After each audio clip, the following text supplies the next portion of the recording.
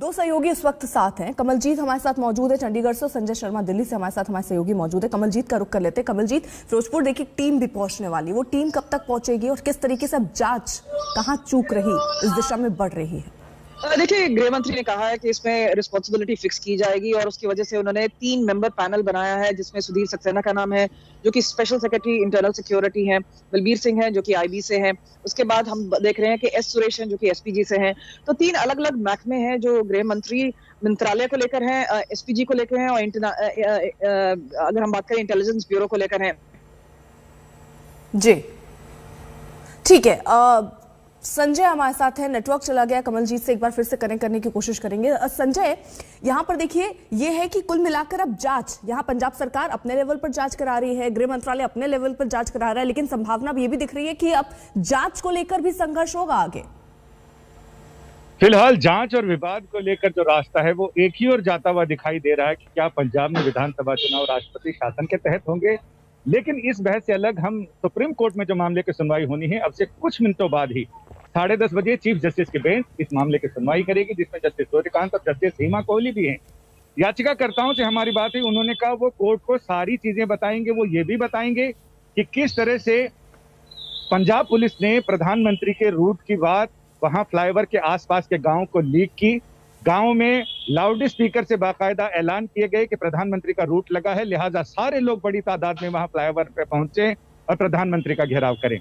ये सारी चीजें हैं। इसके साथ ही जो याचिका दायर की गई है, याचिका में यह कहा गया है कि प्रधानमंत्री जैसे एक संस्थान, उनकी सुरक्षा में चूक होना ये गंभीर मसला है, लिहाजा कोर्ट प्रायोरिटी पे इसकी सुनवाई करे। और कोर्ट ने ये कह दिया कि कल ही ये कह दिया था कि पंजाब सरकार को याचिका की एक प्रति दी जाए, ताकि पंजाब सरकार जब सुनवाई के समय शुक्रवार को सुनवाई हो तो पंजाब सरकार पूरी तैयारियों से आए और ये बताए कि जो कंसर्न याचिका में बताए गए हैं उनको लेकर पंजाब सरकार क्या कहती है।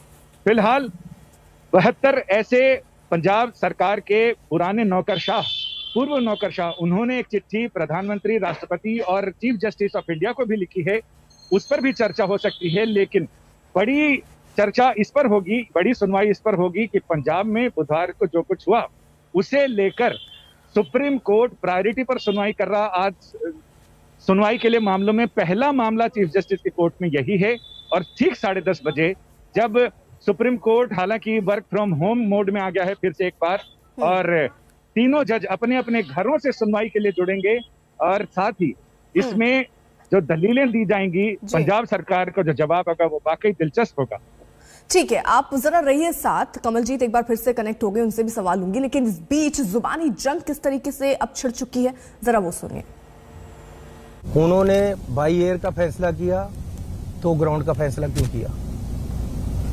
अगर एक्चुअली क्या बात है, वहां रैली रखी गई थी, 70,000 कुर्सी लगा दी, 700 बंदा पहुंचा, खाली कुर्सियां दिख रही थी, तो वापस तो 10 किलोमीटर आगे से भी जाना था, तो 10 किलोमीटर पीछे से निर्णय ले लिया कि वापस चले। हम सम्मान में बुक्के लेकर खड़े थे, हमने जो हमें ड्यूटी मिली वो की है, लेकिन ये कहना कि पंजाब सरकार की गलती है या पंजाब पुलिस की गलती है, ये गलत है। प्रधानमंत्री उस वक्त उस फ्लाईओवर पर कब उपस्थित होंगे, ये सिर्फ और सिर्फ लोकल पुलिस जो कोऑर्डिनेशन कर रही थी, रूल के हिसाब से उनको पता था, प्रशासन को पता था।